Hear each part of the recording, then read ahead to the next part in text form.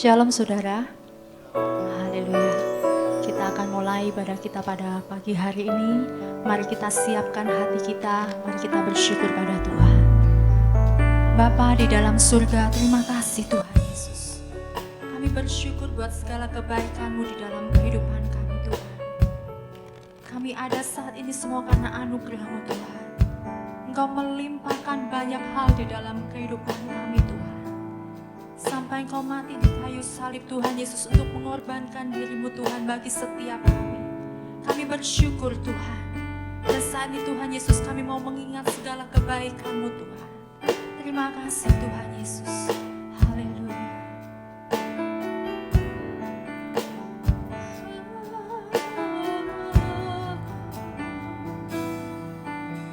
Setiap manusia pernah terhilang, jatuh bangun di dalam dosa. Setiap manusia perlu penolong, sanggup ampuni dosa kita. Yesus Tuhan yang beda, Dia ampuni semua dosa. Anugerah-Mu memelukku, anugerah-Mu pulihkanku, anugerah-Mu bebaskanku, bawa aku ke hidup yang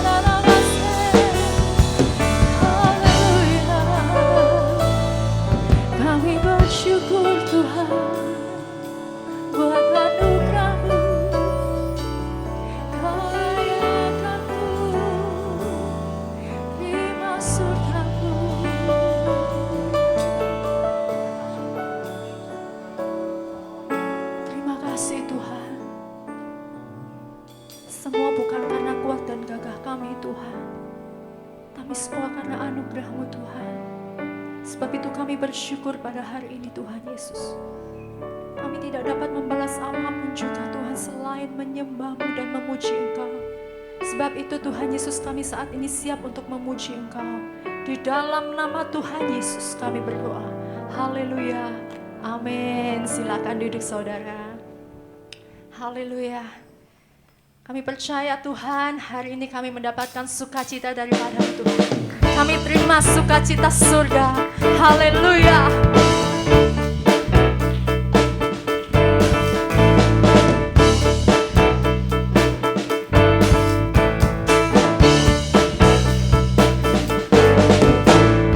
Terima sukacita surga, itulah kekuatan bagi jiwa. Ku dapat rasakan kasih-Nya di tengah badai yang bergelora. Terima sukacita surga, itulah kekuatan bagi jiwa. Ku dapat saksikan kuasa-Nya, taklukkan badai yang bergelora.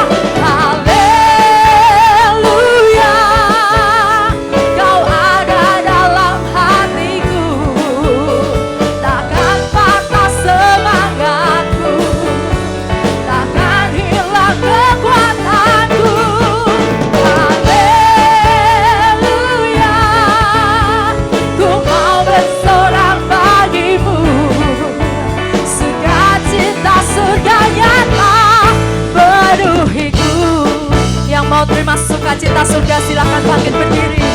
Haleluya. Dengan iman, terima sukacita surga, itulah kekuatan bagi jiwa. Ku dapat rasakan kasih-Nya di tengah badai yang bergelora. Terima sukacita surga, itulah kekuatan bagi jiwa. Ku dapat saksikan kuasa-Nya, taklukkan badai yang bergelora. Haleluya.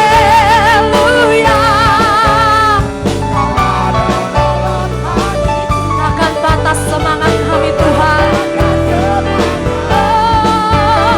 Takkan hilang kekuatan-Mu. Haleluya.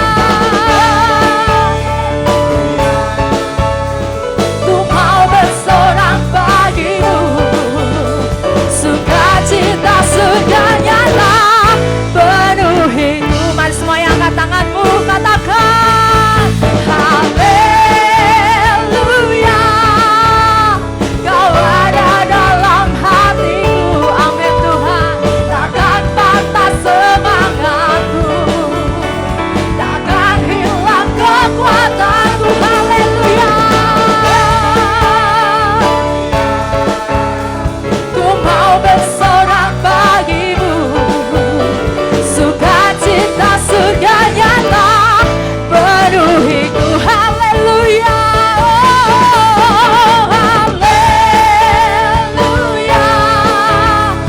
Oh, haleluya. Amin.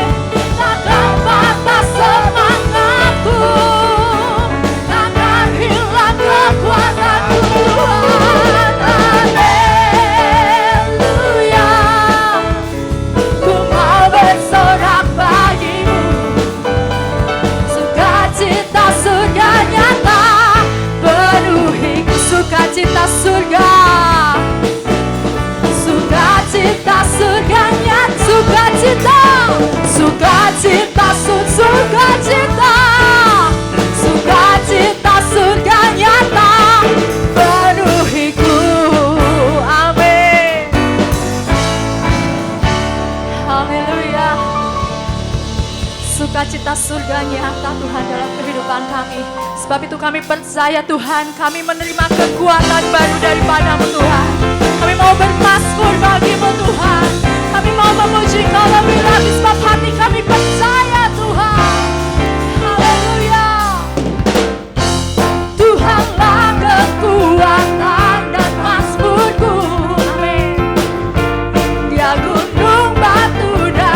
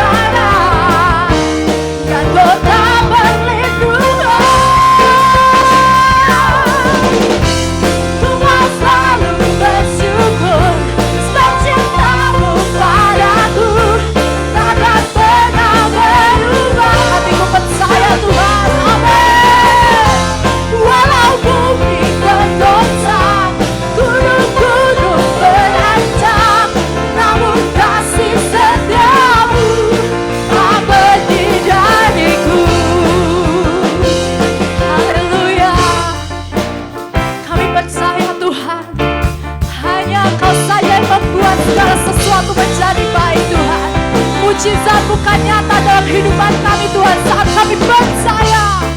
Haleluya. Hatiku percaya.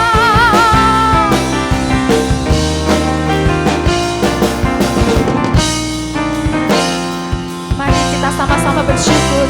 Angkat tanganmu. Ku mau selalu bersyukur sebab cinta-Mu padaku takkan pernah berubah. Hati kami percaya Tuhan. Amin.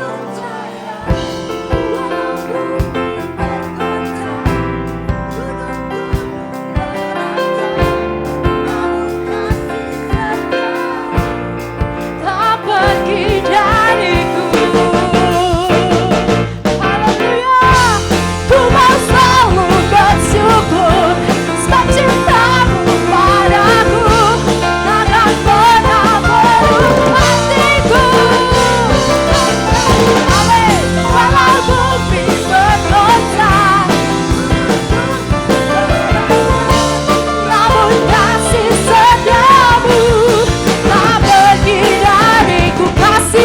Kasih setia-Mu tak pergi dari kasih setia-Mu tak pergi dariku.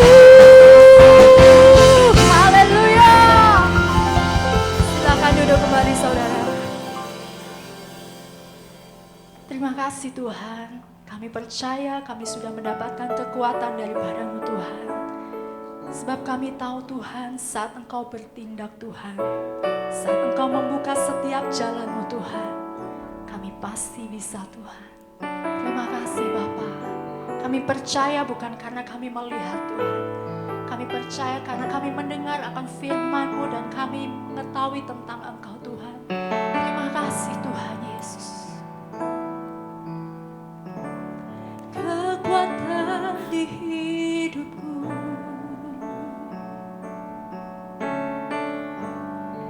ku dapat di dalam-Mu. Kau teguhkan hatiku.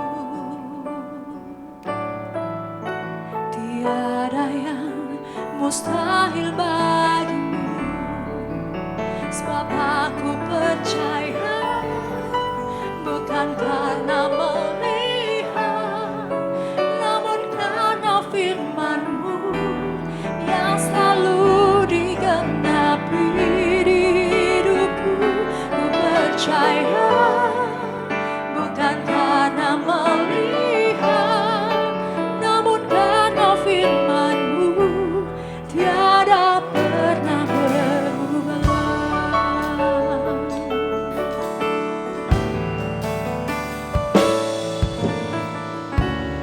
Kekuatan di hidupku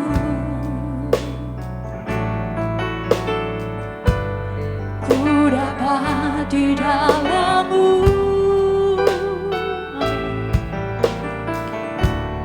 Kau teguhkan hatiku. Tiada yang mustahil bagiku. Sebab aku percaya bukan karena melihat, namun karena firman-Mu yang selalu digenapi di hidupku. Ku percaya bukan karena melihat, namun karena firman-Mu tiada pernah berubah. Sebab aku percaya bukan karena melihat, namun karena firman-Mu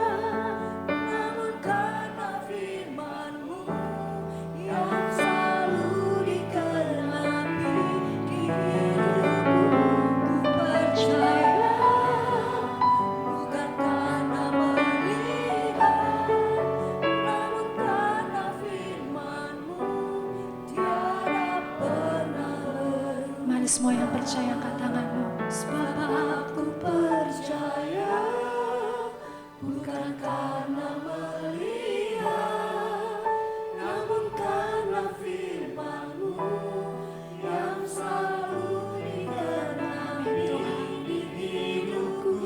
Ku percaya, bukan karena melihat, namun karena firman-Mu tiada pernah berubah.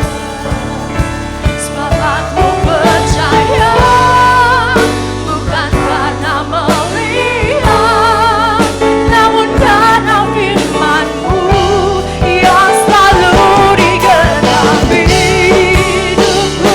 Ku percaya, bukan karena melihat, namun karena firman-Mu tiada pernah berubah.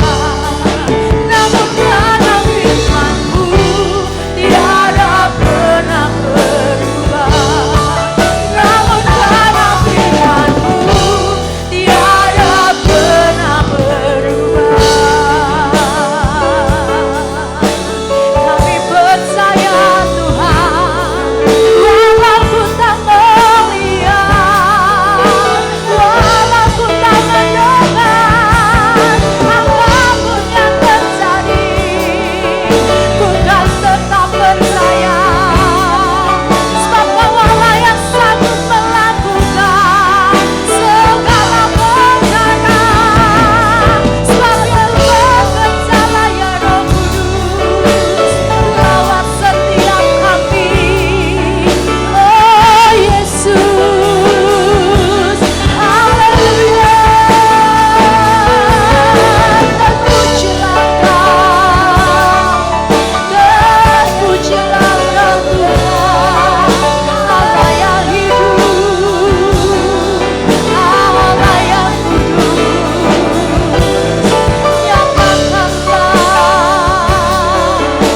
kuasa-Mu Tuhan, terjadilah sesuai dengan kehendak-Mu.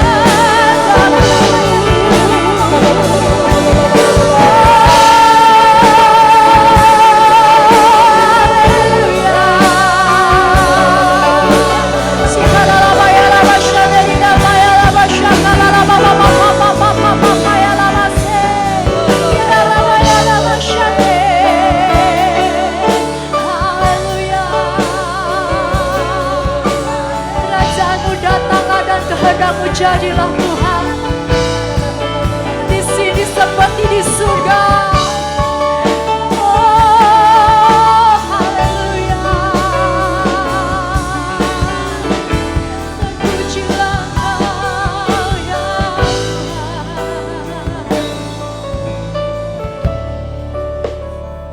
Terima kasih Tuhan Yesus. Lawat setiap hati kami Tuhan. Perbaharui kami Tuhan. Biarlah hidup kami sesuai dengan firman-Mu Tuhan. Sebab itu Bapa, saat ini Tuhan Yesus kami mau duduk diam Tuhan mendengarkan firman-Mu. Biar Engkau yang memberkati hamba-Mu Tuhan Yesus untuk menyampaikan firman-Mu Tuhan. Kami percaya Tuhan Yesus, Engkau ada di tempat ini Tuhan. Terima kasih Bapa. Di dalam nama Tuhan Yesus kami berdoa. Haleluya. Amin. Shalom saudara semua.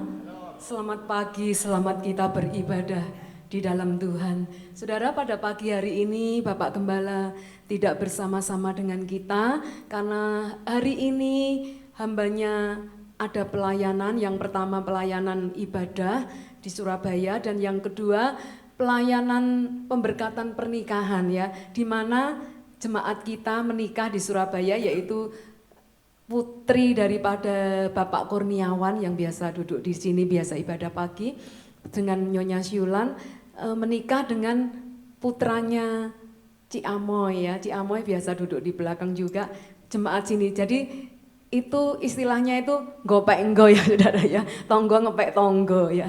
Jadi bukan orang lain, bukan orang jauh, tetapi mereka di dalam Tuhan di sini dipertemukan, puji nama Tuhan. Nah, dan hari ini mereka saat ini keluarga besarnya semuanya juga di Surabaya.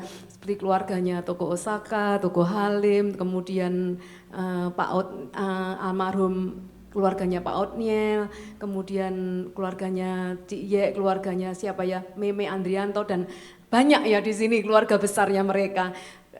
Minggu yang lalu mantu, minggu yang ini mantu lagi, tapi berbeda ya. Jadi ponaan-ponaan podo mantu semua ya. Nah, puji nama Tuhan. Tapi saya percaya pada pagi hari ini kita yang datang, kita tetap akan diberkati Tuhan. Karena kita datang dengan kerinduan, datang kepada Tuhan, kita tidak mencari siapa-siapa, tidak mencari manusia, tetapi nomor satu yaitu kita mencari Tuhan. Amin. Haleluya, puji nama Tuhan. Nah, tema firman Tuhan pada bulan Juli yaitu tujuan hidup di dalam Kristus ya. Tujuan hidup di dalam Kristus.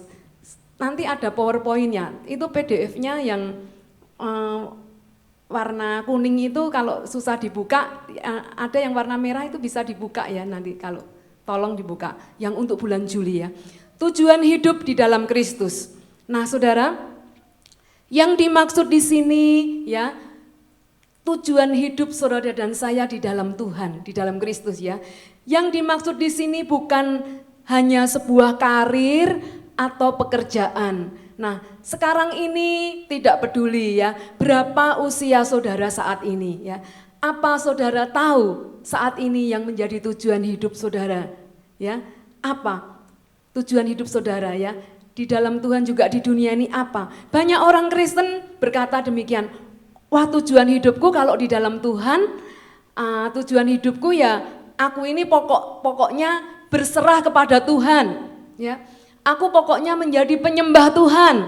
Nah, itu betul loh saudara, tidak salah ya, tidak salah. Kita berserah pada Tuhan, tujuan hidup kita, berharap Tuhan, pasrah ya. Nah, kemudian kita menjadi penyembahnya Tuhan. Nah, itu betul tidak salah. Tetapi tujuan hidup ya bagi Sang Pencipta ya, memang kita harus menjadi penyembah-penyembah Dia di dalam roh dan kebenaran, ya kan? Di dalam roh dan kebenaran itu kita harus menjadi penyembah-penyembahnya. Namun apa tujuan hidup saudara bagi sesama manusia, ya? Mungkin saudara, ya mungkin ada yang bingung, apa ya tujuan hidupku bagi sesama manusia ya? Ya pastilah menjadi berkat ya. Betul ya, menjadi berkat lah. Nah saudara, ada satu hal yang membuat hidup kita ini di dalam bahaya. Ya, mengapa kok hidup kok bahaya? Bahaya apabila apa? Apabila kita tidak mempunyai satu tujuan hidup. Ya, nah kalau kita nggak punya satu tujuan hidup di dunia ini, seolah-olah dunia ini mau kiamat saudara ya, mau kiamat. Misalnya begini ya. Saudara pada waktu yang sudah menikah nih ya, pada waktu saudara mau menikah ya, saudara mungkin saat itu belum tahu apa nanti ya tujuan saudara setelah menikah ya, apa ya tujuanku setelah menikah, ada yang tahu ada yang enggak ya, tetapi kalau enggak tahu ini yang bahaya saudara ya.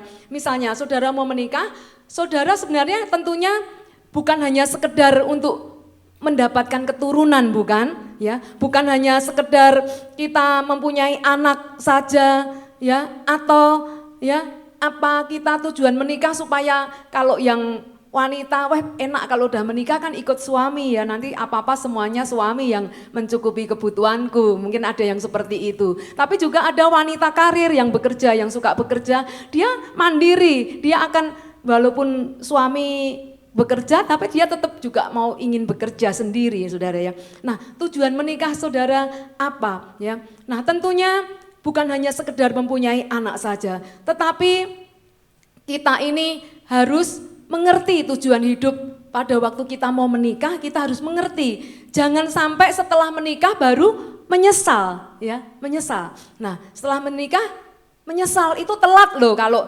sudah menikah menyesal, waduh tujuan hidup kami dalam pernikahan ini kok nggak jelas ya, jadi menyesal sama pasangannya, tujuan suamiku ini juga nggak jelas. Nah tidak betul kalau misalnya kemudian minta cerai, wah cerai aja dah nggak cocok ya, tidak seperti itu, karena itu tidak betul. Allah membenci perceraian ya. Nah ini kesaksian pribadi ya, kalau pada waktu dulu saya mau menikah dengan Bapak Gembala, kami berdua sudah mempunyai tujuan ya setelah menikah ya. Punya ya, kalau tidak punya saya ya misalnya saya diajak menikah sama Bapak Gembala, saya ya bingung, saya enggak mau nanti setelah menikah mau jadi apa, mau apa ya. Nah, tetapi kami sudah mempunyai tujuan yang sehati yang sama ya, sudah mempunyai visi dan misi yang sama. Nah, kami berdua berkomitmen untuk melayani Tuhan, menjadi hamba Tuhan. Dan kebetulan kami masuk di dalam pendidikan yang sama di sekolah Alkitab ya.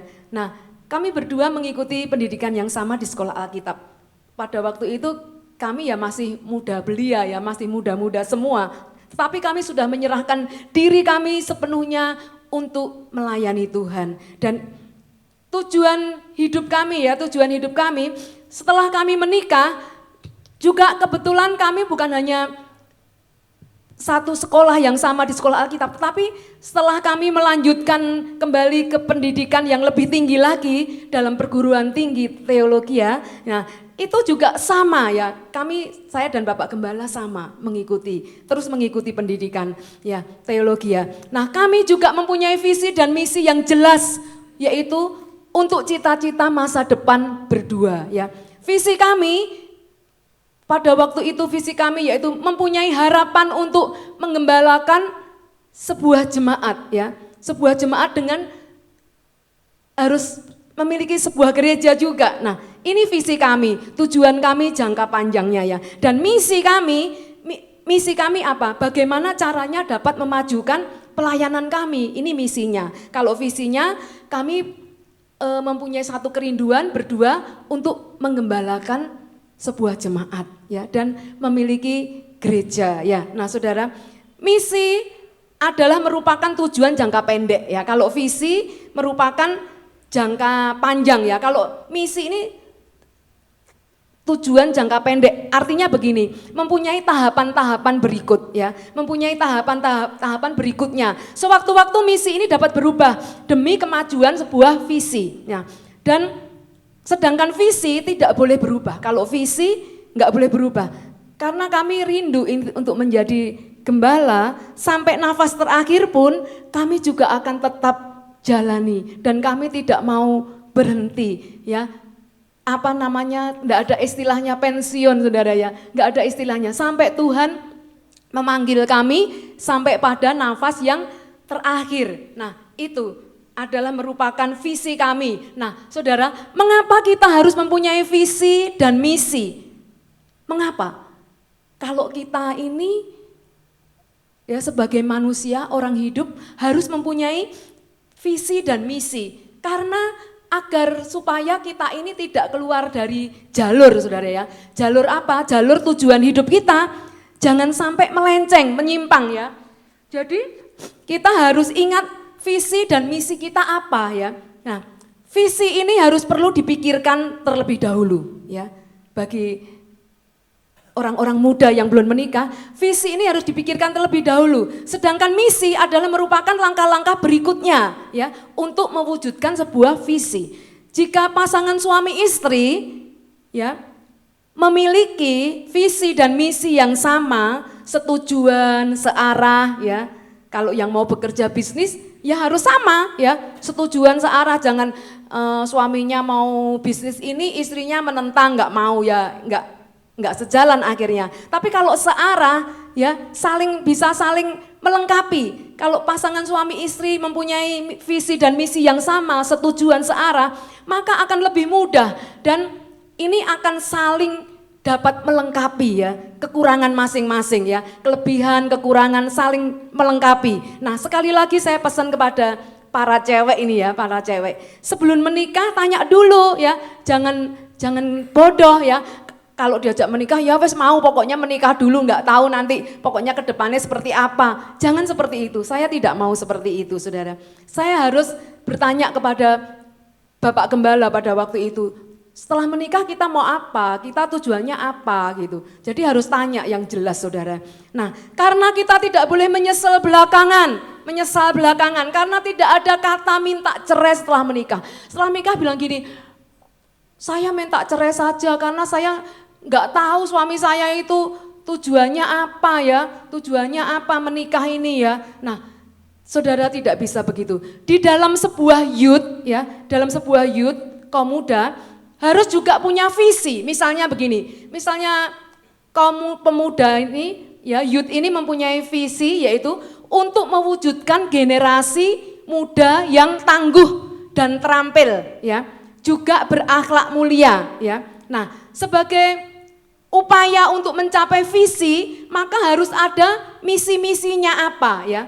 Nah, misalnya kalau mempunyai visi, youth ini mempunyai visi mewujudkan generasi muda yang tangguh dan terampil, juga berakhlak mulia. Nah, untuk mencapai visi ini maka harus ada misi-misinya, ya kan? Nah, misalnya para seniornya ya, para seniornya, para pemula-pemulanya ya.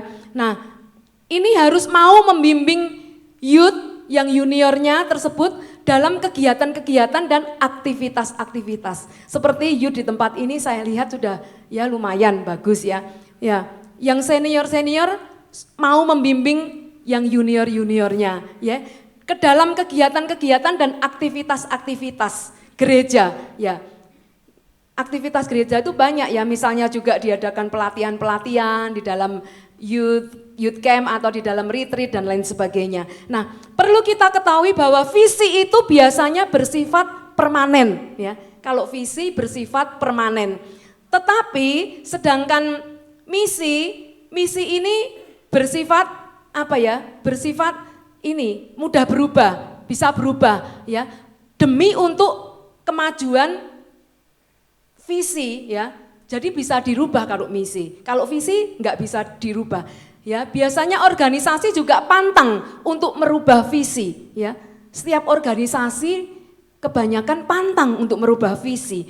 Hal ini berkaitan dengan apa? Berkaitan dengan kredibilitas dan konsistensi ya. Kalau misalnya sewaktu-waktu dapat diubah demi kemajuan visi, itu misinya tidak masalah ya. Nah, tetapi ini hanya untuk sekedar pengetahuan bagi kita yang mengerti. Kalau yang nggak mengerti, ibu-ibu atau bapak-bapak yang bingung opo itu tante ngomong apa ini ya. Nah, mungkin bingung ya, nggak usah dipikirin lah ya. Yang penting yang mengerti boleh mengerti, orang-orang muda khususnya biar paham ya. Biar paham orang-orang muda agar supaya demi untuk masa depan ya, masa depan. Mari kita lanjut ke PowerPoint ya, ke PowerPoint berikutnya. Nah, tadi temanya kan tujuan hidup. Nah, sekarang siapakah aku? Ya, poin yang pertama itu nggak bisa dikeluarkan. Poin yang pertama, siapakah aku? Ya, siapakah aku di dalam Kristus? Saya adalah orang yang memiliki yang pertama kekayaan rohani di dalam Kristus ya. Nah, ini siapakah aku? Pembacaannya dalam Efesus 1 ayat 1 sampai 14 enggak usah kita baca nanti makan waktu. Nah, di dalam Kristus saya adalah orang yang memiliki yang pertama kekayaan rohani di dalam Kristus ya, ini ya. Segala berkat rohani ini Efesus 1 ayat 3, mari kita baca bersama-sama, saya noleh ke belakang maaf ya. Segala berkat rohani adalah hal yang menjadi bagian kita sebagai orang-orang percaya yang dipilih oleh Bapa Surgawi. Itu berarti di dalam Kristus kita adalah orang-orang yang kaya akan segala berkat rohani. Yang percaya katakan amin. Ya, haleluya. Di dalam Kristus kita adalah orang-orang yang kaya akan berkat-berkat rohani, ya. Ayat 3 dikatakan, terpujilah Allah Bapa Tuhan kita Yesus Kristus yang di dalam kita telah mengaruniakan kepada kita segala berkat rohani di dalam surga. Nah, Bapak Ibu, saudara-saudari yang kekasih, setiap hari di dalam doa-doa saudara dan saya, pasti kita minta apa ya? Saudara tiap hari berdoa minta apa saudara? Ya, kalau saudara bangun pagi itu berdoa, kita minta apa? Mungkin ada, ya pastilah tante minta berkat lah, ya itu boleh tidak salah ya, berkat untuk pekerjaan, berkat untuk kesehatan, berkat untuk apa lagi? Berkat untuk anak cucu dan lain sebagainya, berkat untuk pekerjaan, kesehatan, anak cucu dan lain sebagainya. Namun di sini yang dimaksudkan bukan itu fokus utama hidup kita, ya. Bukan itu, ya. Fokus utama hidup kita bukan itu. Mungkin ada yang berkata, wah tidak bisa Tante. Itu penting karena kita harus tetap fokus mencari uang. Nah, ada toh yang berkata seperti itu. Kita harus tetap fokus mencari uang. Semua di dunia ini ya harus dibayar pakai uang. Nggak pakai daun. Kalau pakai daun ya enak tinggal metik ya saudara ya. Tapi semua kan harus pakai uang ya. Kita harus fokus cari uang lah. Nah, saudara, yang dimaksudkan di sini bukan berarti kita tidak boleh mencari uang ya. Tetapi kita harus ingat akan firman Tuhan di dalam Matius 6 ayat 33 menjadi ayat hafalan kita orang percaya, yaitu carilah dahulu kerajaan Allah serta kebenarannya, maka sekaliannya akan ditambahkan kepadamu. Haleluya. Nah, saudara, mengapa Tuhan sering membandingkan dirinya dengan Mamon? Saudara tahu Mamon? Mamon itu apa? Ya, hamba Tuhan sering nyebut itu uang ya. Mamon itu adalah uang. Tuhan sering membandingkan dirinya dengan Mamon. Kenapa? Ya, Tuhan kok membandingkan dirinya dengan Mamon? Karena gini, manusia itu paling sering kalahnya sama Mamon, ya. Paling rentan, ya. Mamon itu ya, pada akhir zaman ini orang kejar kekayaan ya secara jasmani nomor satu. Ada yang rela tinggalkan kesetiaan pada Tuhan, ada yang rela mengorbankan persahabatan. Sahabat berani dibunuh, berani membunuh ya, dibunuh. Nah, kekeluargaan juga ditinggalkan ya. Ini demi Mamon. Rela tinggalkan suami istri demi uang. Ya. Rumah tangga jadi berantakan. Saya menurut pengalaman saya ini ya, menurut bukan pengalaman tapi pengamatan saya. Ya.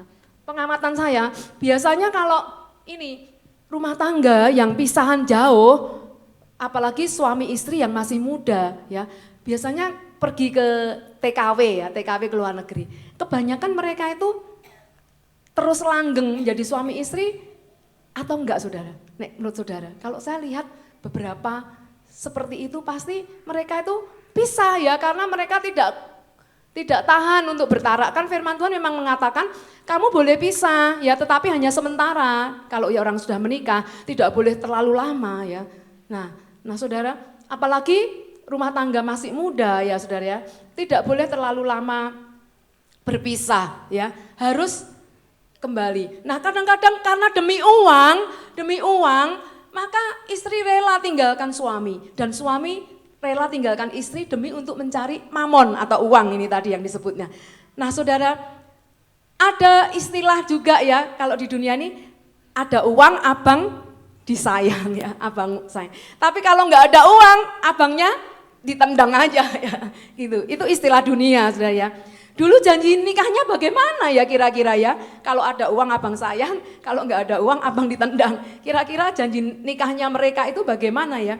Mungkin dulu tuh ya berkata, oh Kakanda nanti ya Koko, nanti suka duka akan kita lewati bersama. Ya mungkin bilang gitu. Lautan akan kita seberangi, gunung tinggi akan kita daki bersama. Wah, setelah menikah, pret ya. Artinya setelah menikah, gombal, semuanya tidak dilaksanakan, malah saling menjauhi, saling meninggalkan karena uang ya, karena merasa uang. Nah uang ini sangat rentan, oleh sebab itu hati-hati saudara ya, hati-hati. Jangan sampai rumah tangga kita pecah gara-gara masalah uang ya. Nah puji Tuhan selama saya menikah dengan Bapak Gembala, kami tidak pernah ribut karena uang. Kalau ada ya kita pakai, kalau nggak ada ya sudah diem ya, ndak ngapa-ngapain ya, pokoknya kalau nggak ada uang nggak usah neko-neko, nggak usah apa-apa ngutang atau apapun dan lain sebagainya, tidak usah ya, kalau nggak ada ya diem aja sudah ya. Nah itu uang itu paling rentan saudara ya dalam rumah tangga. Nah kaya secara lahiriah belum tentu dapat membahagiakan loh saudara, belum tentu. Namun kaya secara rohani dapat dibawa kepada kekekalan. Nah itulah sebabnya kekayaan rohani di dalam Kristus itu penting. Ya. Kalau menurut saudara kaya rohani itu seperti apa ya? Kaya rohani kalau saudara, kalau menurut pribadi saudara masing-masing ya. Ya, kalau menurut saya ya, kaya rohani itu yaitu orang yang penuh dengan firman. Ya. firman, bukan hanya penuh firman, tetapi kaya rohani itu apabila kita juga bisa menjadi pelaku firman, ya.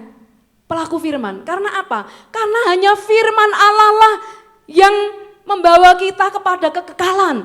Semua yang di dunia ini semuanya nanti akan kita tinggal semua. Sekaya apapun harta kita, sebanyak apapun milik kita saat ini, semuanya akan kita tinggal, saudara. Tetapi orang yang penuh firman, pelaku firman, ini adalah orang yang kaya rohani di dalam Kristus. Karena sampai kekekalan kita bawa di surga sana. Oleh sebab itu kalau kita mau menabur juga kita harus menabur di kerajaan surga, bukan hanya di dunia ini. Ya, kalau di dunia ini ya kita menabur untuk kebaikan-kebaikan, nanti kita kayanya di surga, saudara ya. Nah, yang kedua apa?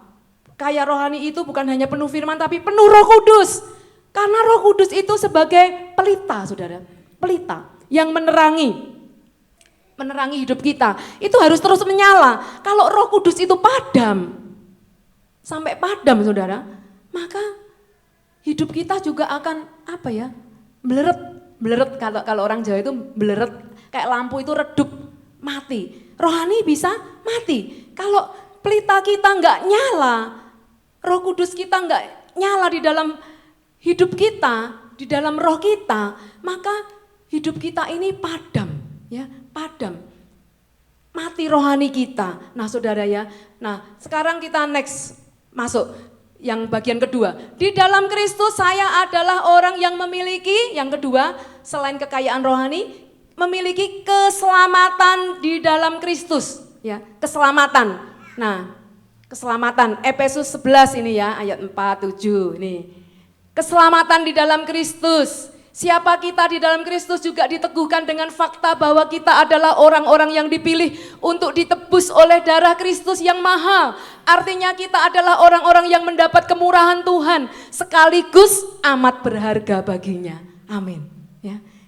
Saudara dan saya mendapat apa tadi? Kemurahan Tuhan sekaligus kita ini amat berharga baginya. Nah, saudara, pengenalan akan Allah adalah kasih karunia. Karena tidak seorang pun dapat menerima Tuhan Yesus Kristus sebagai juru selamat jika Tuhan tidak memilih saudara dan saya. Kita tidak akan mendapat karunia keselamatan ini, saudara. Ini semua karena pekerjaan Roh Kudus, ya. Karena kita sudah dipilih. Saya percaya biar kita bukan hanya dipanggil saja oleh Tuhan menjadi umat anaknya, menjadi hambanya dan lain-lain. Tetapi kita harus ya menjadi umat pilihan Allah. Ya. Tanpa Allah memilih saudara dan saya, kita tidak ada di sini, saudara. Saudara pasti tidak akan ada di gereja ini, ya. Walaupun orang yang sudah lama menjadi orang Kristen, tetapi jika ia tidak dipilih Tuhan, kadang-kadang mau melangkah ke gereja aja abot kakinya, ya. Abot kakinya mau ke gereja aja ada aja halangannya, ya. Entah repot ini, repot itu, entah ini dan itu kalau hati-hati ya, kalau jangan sampai kita seperti itu. Tetapi puji Tuhan, saya lihat di sini yang hadir pada pagi hari ini adalah orang-orang pilihan Tuhan. Amin.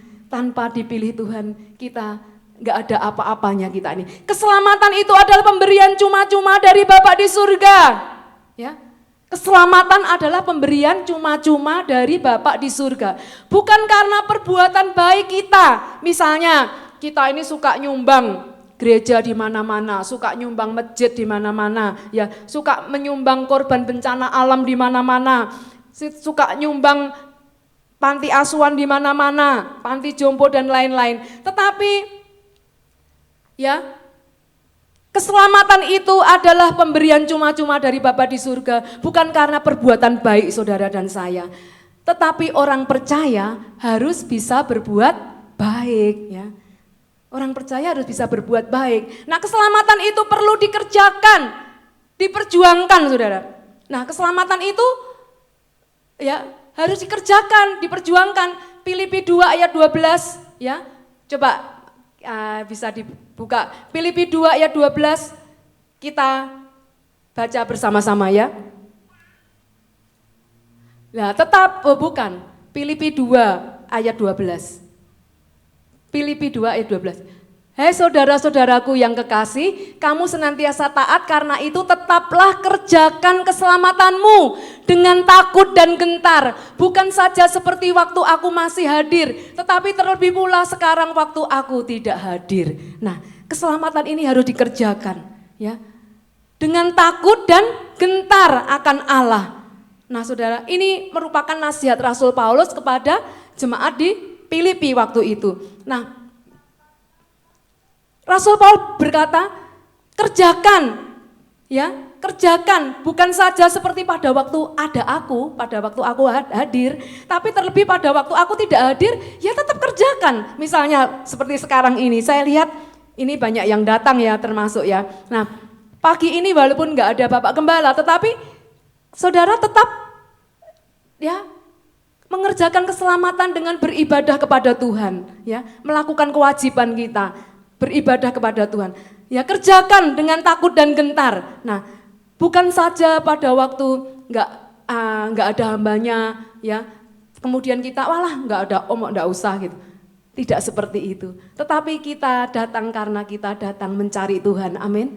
Kita bukan mencari manusia dan siapapun. Nah, mengasihi sesama seperti kita mengasihi diri kita sendiri. Ini juga butuh perjuangan loh saudara. Mengasihi orang lain, sesama kita, seperti mengasihi diri kita sendiri ini butuh perjuangan. Karena pada dasarnya apa? Pada dasarnya manusia ini kan mudah berubah saudara ya. Mudah berubah. Misalnya seperti ini ya. Misalnya gini, sebenarnya kita ini ingin memberi sesuatu kepada seseorang, ya kan?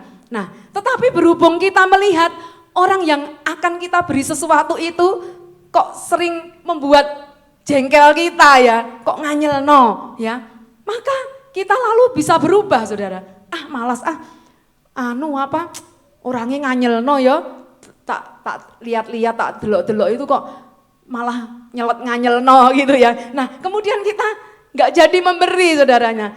Ini satu perjuangan saudara ya. Tetapi kalau kita bisa tetap memberi, ini suatu anugerah yang luar biasa saudara ya.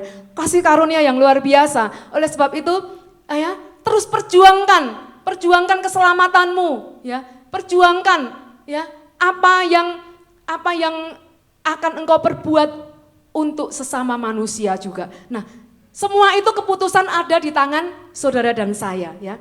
Karena Tuhan tidak pernah memaksa kita untuk berbuat baik. Nggak pernah kita dipaksa loh sama Tuhan. Kita mau melakukan ya lakukan itu demi kebaikan. Tetapi kalau kita nggak mau, Tuhan juga tidak memaksa kita. Nah, pada waktu kita menerima keselamatan, ya kita telah diampuni Tuhan, ya kan? Pada waktu kita menerima keselamatan, kita diampuni Tuhan dan diberi kesempatan untuk hidup baru, lahir baru. Nah, disitulah seharusnya kita harus mau mengerjakan keselamatan itu dengan takut dan gentar akan Allah. Bukan berarti sekali selamat, terus selamat saudara ya. Nah memang ya pokoknya sekali percaya selamat ya tetap selamat. Ya memang ya sekali selamat tetap selamat. Tetapi bukan berarti kita tidak mau tidak mau lalu kita diam-diam enak-enak saja. Tidak mau mengerjakan keselamatan kita tanpa takut akan Allah dan kita tetap berbuat dosa. Nah tidak bisa seperti itu ya. Sekali selamat tetap selamat, terus kita enak-enak, wah hidup pokoknya aku wis selamat, aku mau berbuat dosa lagi gak apa-apa. Gak bisa seperti itu saudara ya, gak bisa seperti itu. Karena suatu saat kita juga akan dihakimi loh saudara ya sama Tuhan sendiri. Nah saudara, kita harus mengalami metanoia ya, metanoia. Nah kemarin waktu doa malam juga disinggung oleh Bapak Erwin ya, metanoia. Metanoia itu artinya apa saudara tahu? Mungkin ada yang belum tahu ya. Metanoia itu artinya kita berbalik 180 derajat. Tidak mau mengulangi perbuatan dosa lagi. Nah saudara harus ngerti istilah ini, nanti kalau ada orang ngomong metanoia, saudara bingung, apa ya metanoia? Nah metanoia itu adalah berbalik 180 derajat dan tidak mau mengulangi dosa atau pelanggaran-pelanggaran. Nah misalnya gini ya, tidak mau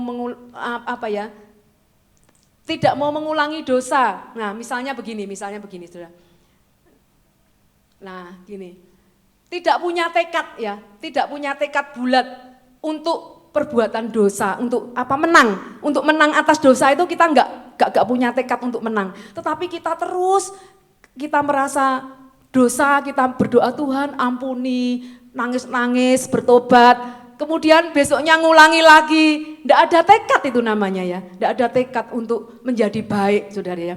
Hidup di dalam kebenaran itu butuh perjuangan saudara, benar saudara. Hidup di dalam perjuangan itu, hidup dalam kebenaran itu butuh perjuangan ya. Apa itu perjuangan yang sesungguhnya? Perjuangan saudara yang sesungguhnya itu apa toh? Perjuangan saudara dan saya itu apa ya? Atau dengan kata lain ya, the real fact ya, the real fact. Nah, hidup dalam kebenaran itu harus ada perjuangan karena tidak ada orang yang bisa 100% menjadi manusia yang baik saudara. Enggak ada. Orang yang kira-kira ada enggak saudara? Ada enggak di dunia ini yang 100% baik terus kepada kita? Enggak ada kan? Kita enggak pernah nemui kan di mana-mana. Pasti ada aja ya kekurangan kelemahan manusia itu. Sebab itu kita butuh seorang juru selamat, penolong, penyelamat. Mazmur 10 ayat 18 Tuhan berkata begini ya. Nah, Matius atau Mazmur ya. Nah, ini Tuhan berkata demikian ya. Mengapa engkau katakan aku baik? Kata Tuhan, tak seorang pun yang baik selain daripada Allah saja. Ya.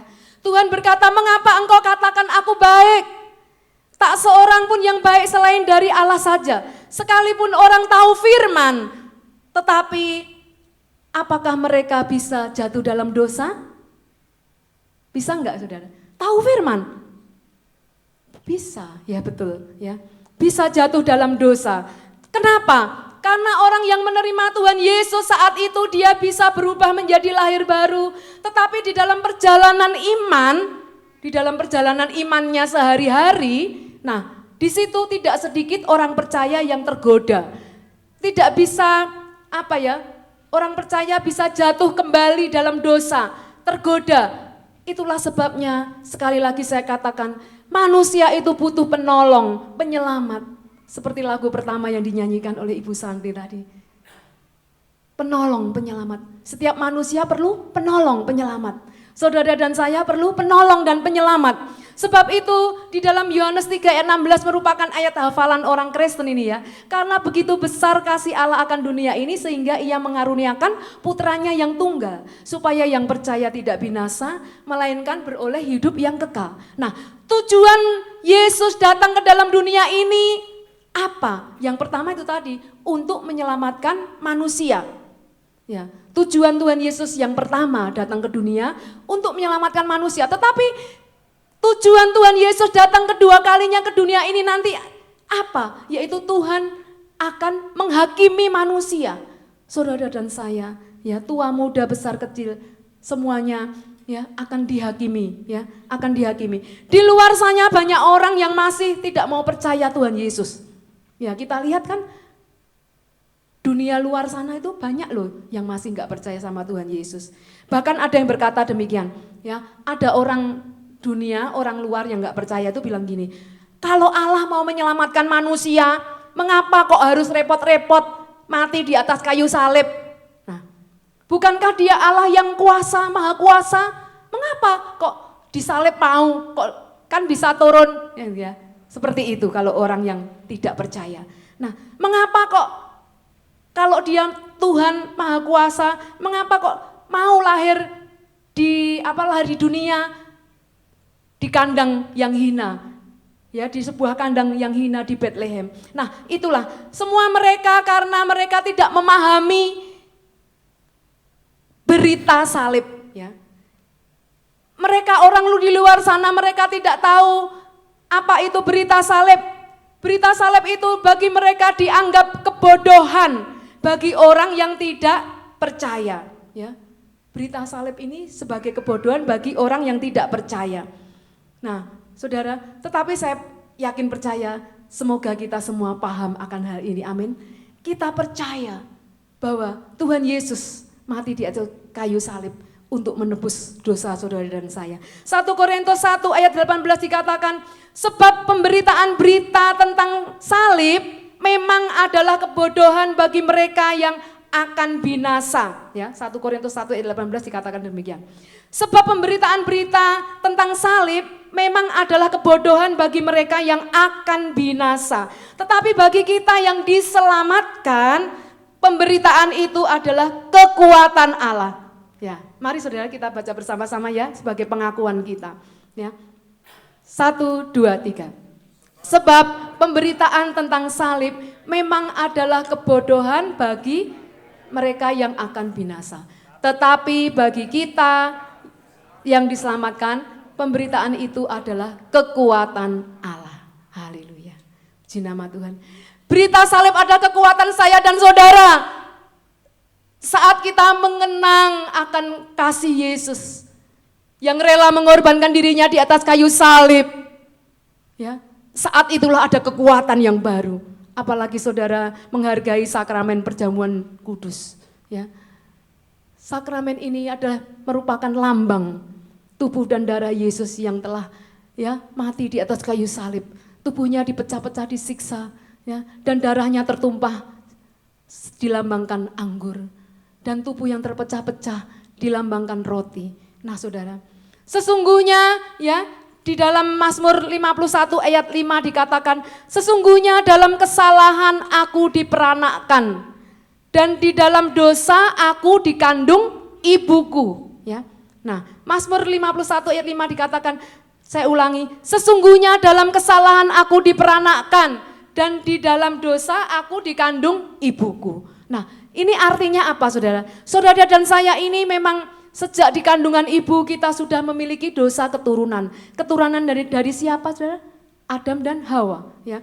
Nah, sudah ada di dalam kita, ya. Tetapi setelah kita dewasa, kita juga mempunyai dosa. Dosa itu baru muncul setelah kita besar. Anak bayi mungkin belum tahu apa-apa, nggak punya dosa yang diperbuat sendiri. Tetapi setelah anak itu menjadi besar, anak itu bisa nakal, bisa jahat loh saudara kadang-kadang ya. Ada anak kecil juga yang bisa. Oleh sebab itu kalau selama masih kecil terus diisi dengan firman. Terus diisi dengan firman-firman. Diajari tentang firman Tuhan. Terus diajari. Agar supaya setelah dewasa ya dia tahu mana yang baik, mana yang tidak baik, mana yang dibenci Tuhan, mana yang disukai Tuhan. Nah, saudara, saya ingin bertanya, menurut saudara ya, harimau ya, seekor harimau. Seekor harimau itu menurut saudara binatang buas atau tidak? Buas atau enggak? Buas ya, ya semua bilang buas. Ya. Tetapi jika misalnya kalau harimau itu dia tidak mau tidak mau menerkam kambing, tidak mau menerkam rusa, tidak mau menerkam apa lagi ya, kijang dan lain-lainnya. Nah, itu harimau itu binatang buas enggak saudara? Menurut saudara? Ya. Kalau harimaunya hanya diam-diam saja, tidur-tidur saja, tidur-tidur tok gitu. Terus harimaunya itu menurut saudara binatang buas enggak? Ya. Ya tetap buas ya kan? Harimau tetap menjadi binatang buas karena pada hakikatnya harimau itu adalah diciptakan menjadi seekor binatang buas. Nah, demikian juga manusia itu menjadi orang berdosa karena pada hakikatnya kita ini adalah orang berdosa yang beroleh dari dosa keturunan dari Adam dan Hawa ya diwariskan kepada kita. Pada hakikatnya semua manusia itu sudah berbuat dosa. Rom 3 ayat 23 dikatakan karena semua manusia telah berbuat dosa. Ya, Rom 3 ayat 23 itu ayat hafalan. Karena semua manusia telah berbuat dosa dan kehilangan kemuliaan Allah. Maka oleh sebab itu dosa itu butuh apa saudara? Penyelesaian. Penyelesaian secara rohani ya. Yang tidak mudah ya. Karena harus ada seorang penyelamat. Harus ada sang juru selamat. Nah, saudara, di dalam kitab Nahum 1 ayat 3, ya kita baca Nahum, kitab Nahum 1 ayat 3, dikatakan demikian. Nahum 1 ayat 3, nah gini, Tuhan itu panjang sabar dan besar kuasanya, tetapi ia tidak sekali-kali membebaskan dari hukuman orang yang bersalah. Ya.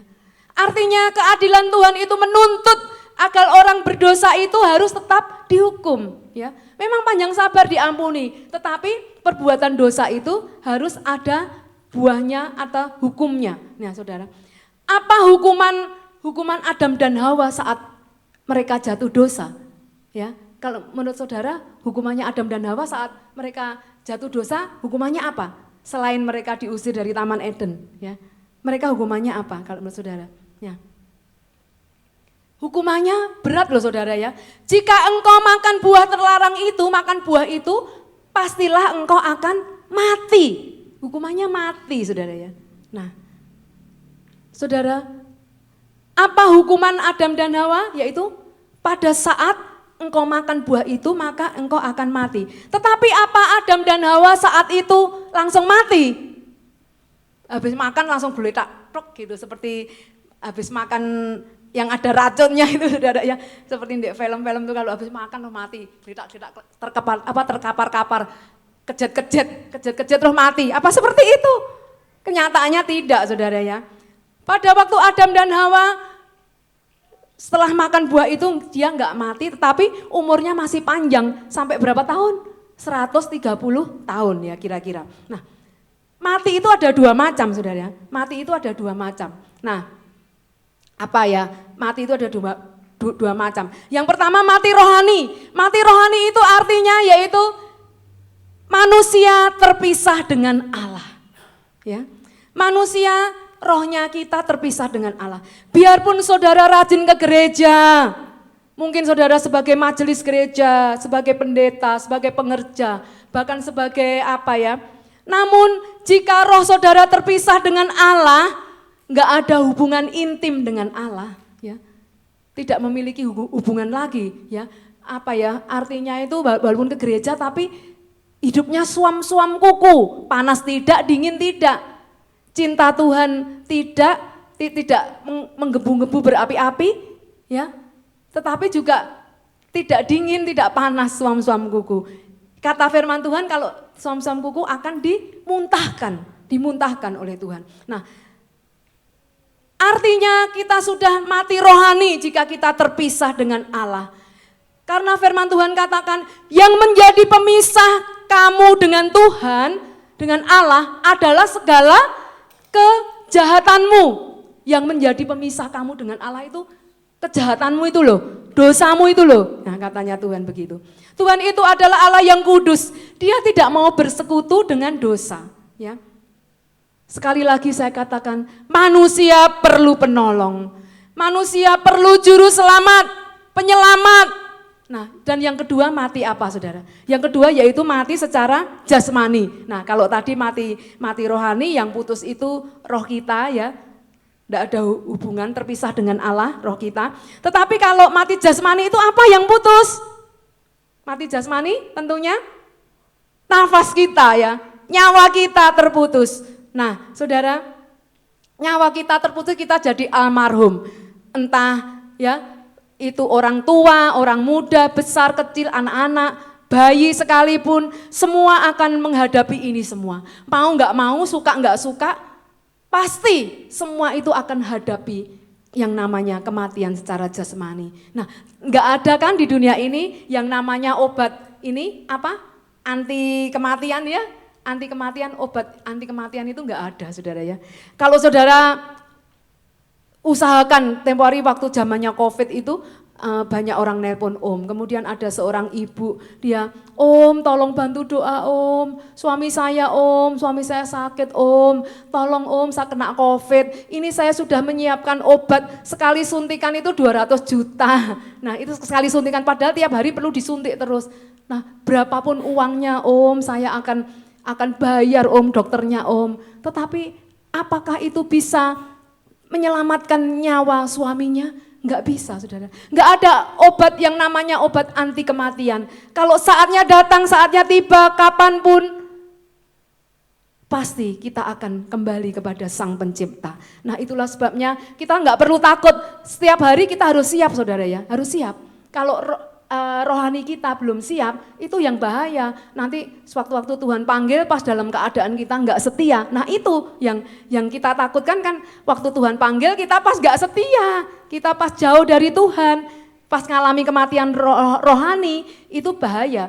Nah, kematian jasmani tidak masalah, tetapi jangan mati rohani. Kalau mati rohani itu akan terpisah dengan Allah. Nah, kemudian sekarang kita akan baca ya di dalam Galatia 5 ayat 16 ya. Galatia 5 ayat 16.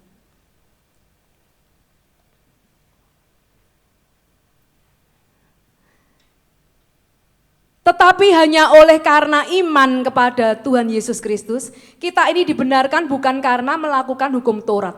Ya. Nah, ini ya, kita dibenarkan ini bukan karena kita melakukan hukum Taurat. Artinya apa? Bukan karena perbuatan baik, kemudian kita diselamatkan, melainkan karena kita percaya kepada Tuhan Yesus Kristus. Orang percaya harus berbuat baik. Saudara, nah sekarang bagian ketiga ya, lanjut ya. Nah di dalam Kristus kita memiliki apa? Bagian terakhir ini, terakhir ya, sudah terakhir. Bagian terakhir yaitu di dalam Kristus kita memiliki jaminan ya. Di dalam Yesus ada jaminan ya. Ada jaminan dalam Yesus. Itu bacaannya di dalam Efesus 11 tadi ayat 13, 14 enggak usah kita baca, tapi kita buka aja di dalam Yeremia 29 ayat 11 ya. Yeremia 29 ayat 11. Bisa? Pak tolong. Ya.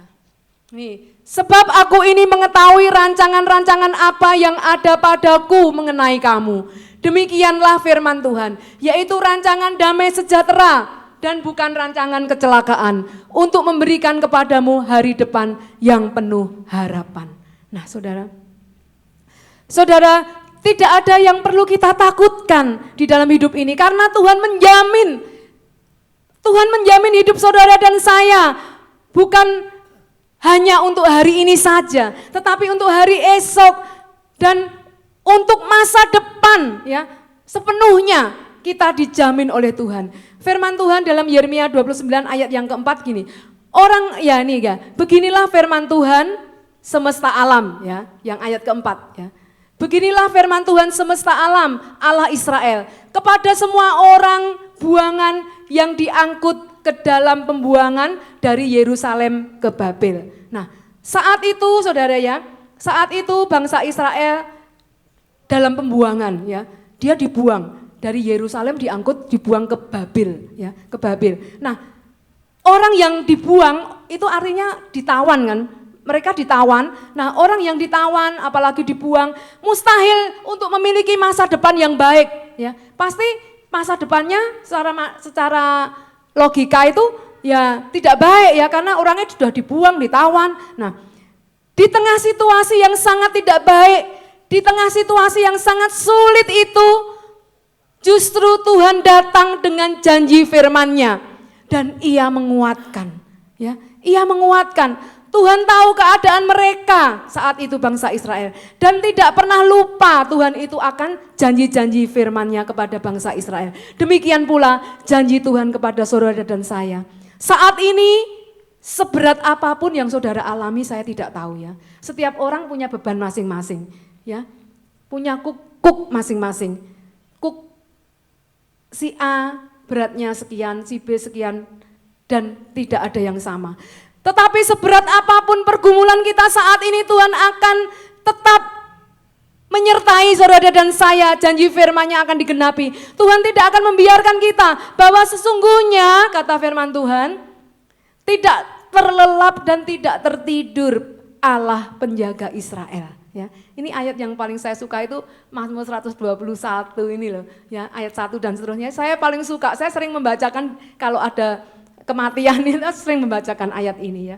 Sesungguhnya tidak terlelap dan tidak tertidur Allah penjaga Israel, artinya Allah penjaga saudara dan saya. Nah, di dalam Yeremia 29 ayat 5 dikatakan, dirikanlah rumah untuk kamu diami dan buatlah kebun untuk kamu nikmati hasilnya. Ya, artinya apa saudara ya? Kok Tuhan memerintahkan, dirikanlah rumah untuk kamu diami, buatlah kebun untuk kamu nikmati hasilnya. Nah, dirikanlah rumah itu artinya membangun rumah kan, membangun rumah. Nah, bangunlah rumah, artinya bukan rumah secara jasmani, tetapi yaitu rumah secara rohani. Ya, Dirikanlah rumah rohanimu itu loh, ya. Maksudnya Tuhan seperti itu. Nah, membangun artinya membangun mesbah doa, ya. Apakah saudara setiap hari sudah membangun mesbah doa untuk Tuhan? Atau bangun tidur pokoknya golek kopi dulu di dapur, ya, atau masak air dan lain sebagainya. Tetapi Tuhan mau dirikanlah rumah untuk kamu diami. Bangunlah rumah rohanimu itu loh. Bangunlah mesbah doamu terlebih dahulu.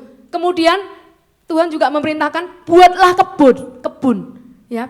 Dan kamu akan menikmati hasilnya. Nah, membuat kebun ini artinya apa kalau menurut saudara? Membuat kebun ini kan membuka ladang yang baru kan, Nah, tanah yang baru, tanah itu selalu berbicara kalau di dalam istilah Alkitab ini, tanah itu selalu melambangkan hati manusia, ya kan? Hati manusia. Nah, buatlah kebun untuk kamu nikmati hasilnya. Artinya kita membuka kebun, membuka ladang yang baru. Buatlah tanah, persiapkan tanah yang baru. Artinya hati yang baru, hati yang harus diolah, dipersiapkan lebih dahulu sebelum ditaburi benih. Ya, agar suatu saat tanah yang gembur, tanah yang baik, dia akan tumbuh dan berbuah-buah menghasilkan hasil yang lebat. Nah, 2 Korintus 9 ayat 10 dikatakan begini, 2 Korintus 9 ayat 10. Ya, 2 Korintus 9 ayat 10. Ya, bisa? Nah, ia yang menyediakan benih bagi penabur dan roti untuk dimakan. Ia juga yang akan melipat gandakan dan menumbuhkan buah kebenaranmu. Nah, saudara, siapa yang menyediakan benih? Ya, yang menyediakan benih yaitu Tuhan sendiri. Ya, nah, saudara, kalau rumah sudah dibangun, mesbah doa dibangun, kemudian kita membuat mesbah doa, dan kemudian kita membuka kebun, ya. Saat hati kita sudah siap menjadi tanah yang baik untuk ditaburi benih, maka saat itulah Tuhan menaburkan benihnya, benih itu tumbuh dan berbuah-buah dan kita yang menikmati, saudara, ya. Nah, saudara, benih-benih itu bukan hanya yang kita nikmati itu bukan hanya berkat-berkat semata-mata hanya jasmani saja, tetapi teristimewa berkat-berkat rohani. Disitulah ada masa depan yang gemilang, di situ ada kepastian bagi orang percaya. Apa yang Tuhan telah rancangkan pasti akan digenapinya. Haleluya. Bapak Ibu, setiap dari kita pasti punya harapan, ya. Nah, harapan apa yang Bapak Ibu inginkan untuk keluarga kita, untuk anak-anak kita? Ya, untuk anak-anak kita, mungkin harapan Bapak Ibu, ya anakku nanti tak kuliahkan menjadi orang yang sukses, berhasil, ya kerja, ya bisa kerja, ya menjadi sukses dan berhasil. Apakah harapan kita hanya secara jasmani saja, secara duniawi saja? Tidak. Tapi saya percaya harapan Bapak Ibu semua kepada anak-anak kita pasti yang kita inginkan, yang kita rindukan. Harapan kita kepada anak-anak kita yang pertama-tama yaitu agar anak-anak kita sungguh-sungguh mengasihi Tuhan. Amin, amin, ya. Hidup takut akan Tuhan. Karena apa? Karena orang yang mengasihi Tuhan, yang takut akan Tuhan, di situ ada jaminan. Hidup mereka itu pasti akan terpelihara oleh Tuhan. Ya. Jadi kalau harapan Bapak Ibu itu anak kita ini orang yang mengasihi Tuhan, takut akan Tuhan, maka hidup mereka akan terpelihara sampai selama-lamanya. Nah, harapan yang sama juga disampaikan Tuhan kepada umatnya. Ya, sama seperti kita punya harapan sama anak kita seperti itu, Tuhan juga punya harapan seperti itu kepada umatnya. Pada waktu bangsa Israel, pada waktu itu menjadi orang yang gentar, ketakutan, maka Musa, ya pemimpin bangsa Israel pada waktu itu yang dipilih oleh Allah. Maka Musa menghadap Allah untuk mewakili bangsa Israel pada waktu itu. Dan pada waktu itu bangsa Israel mau mendengarkan Musa sebagai wakilnya Allah. Nah, Tuhan melihat bangsa Israel.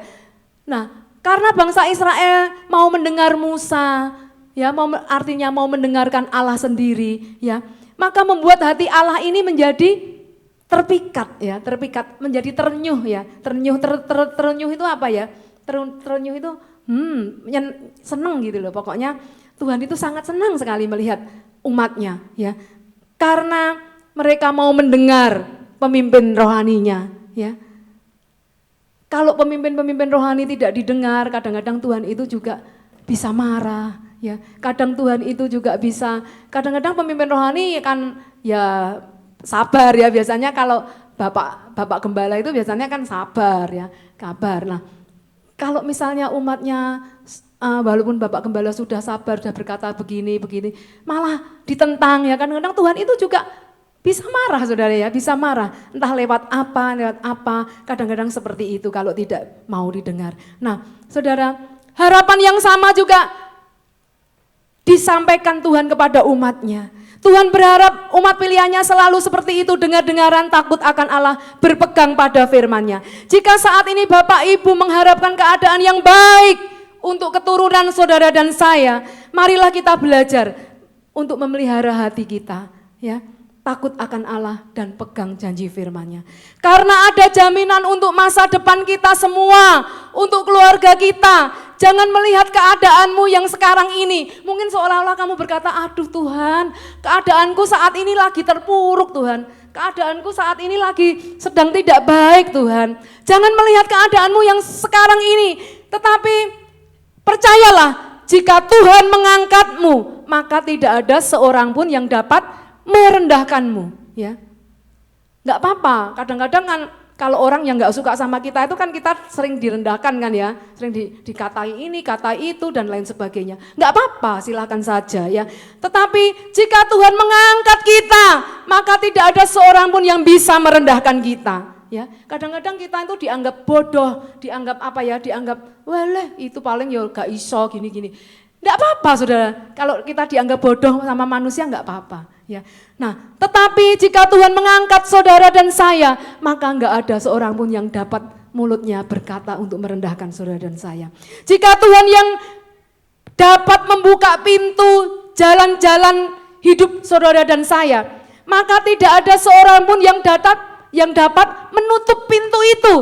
Ya, jika Tuhan sudah membuka pintu untuk kita, enggak ada seorang pun yang bisa menutupnya. Enggak ada seorang pun yang dapat menghalangi berkat-berkat Tuhan ya, enggak ada. Berkat-berkat Tuhan itu akan selalu dibukakan bagi orang yang mengasihi Dia, bagi orang yang sungguh-sungguh taat setia kepadanya, bagi orang yang suka membangun mezbahnya, ya, hubungan eratnya selalu dipelihara, itu yang akan menerima berkat-berkatnya. Nah, karena Tuhan akan mengangkat kita menjadi kepala dan kamu bukan menjadi ekor. Haleluya, amin. Sekian firman Tuhan pada pagi hari ini. Mari kami undang pemain musik akan maju ke depan.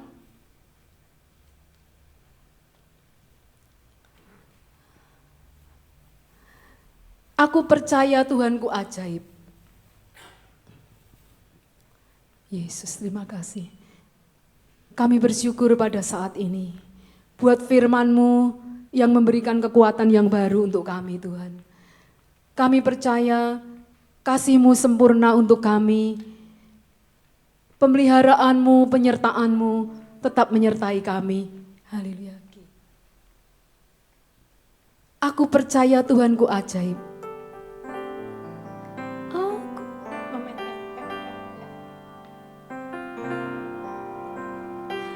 Aku percaya Tuhanku ajaib. Kau turun tangan memulihkanku. Aku percaya Tuhanku dahsyat. Kau turun tangan memberkatiku. Aku percaya Tuhanku ajaib. Kau turun tangan. Mari sama-sama kita berdiri. Memulihkanku. Aku percaya Tuhanku dahsyat. Kau turun tangan memberkatiku. tiada yang seperti Engkau. Katakan bersama-sama. Tiada yang seperti Engkau, ya Tuhan, begitu mengasihi. Amin. Kami percaya kasih-Mu luar biasa. Kau Tuhan sanggup melawan seluruh kehidupanku. Tiada yang seperti Engkau. Katakan bersama-sama. Begitu mengasihiku. Kau Tuhan sanggup melawan. Haleluya. Seluruh kehidupanku. Aku percaya Tuhanku ajaib. Kau turun tangan memulihkan. Angkat tanganmu, katakan aku percaya Tuhanku dahsyat. Kau turun tangan memberkatiku. Amin. Aku percaya Tuhanku ajaib. Kau turun tangan memulihkanku. Aku percaya Tuhanku dahsyat. Kau turun tangan memberkati. Aku percaya, aku percaya Tuhanku ajaib. Kau turun tangan memulihkanku. Aku percaya Tuhanku dahsyat. Kau turun tangan memberkatiku. Kau turun tangan memberkatiku. Kau turun tangan. Kau turun tangan memberkatiku. Mari sembah-sembah Dia. Haleluya. Kami percaya kalau Engkau memberkati kami, kalau Engkau membuka jalan bagi kami, tiada seorang pun yang dapat menutupnya. Kalau Engkau mengangkat kami, tak ada seorang pun yang dapat merendahkan kami, Tuhan. Haleluya. Terima kasih. Terima kasih. Haleluya. Haleluya. Ya la la la la la la la la la la la la la la la la la la la. Ya mana wala singga la la la la la la la la la la la la. Hingga mana wala si la la la la la la la la la. Haleluya. Haleluya. Haleluya. Terima kasih Yesus. Terima kasih. Haleluya.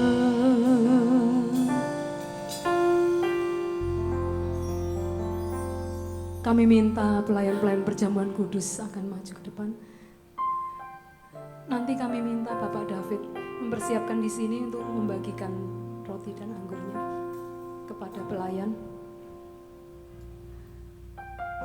Sebelum kita menerima perjamuan kudus, Bapa, tibalah saatnya kami mau masuk di dalam sakramen perjamuan kudus.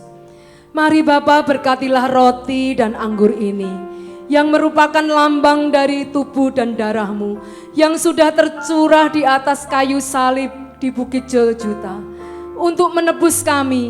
Mari Bapa, layakkan kami semua hamba-hamba-Mu saat ini yang akan melayani, juga seluruh umat-Mu yang akan menerima sakramen perjamuan kudus ini Tuhan. Haleluya. Terima kasih Yesus, terima kasih. Terima kasih. Di dalam nama Tuhan Yesus kami berdoa. Haleluya. Amin. Silakan.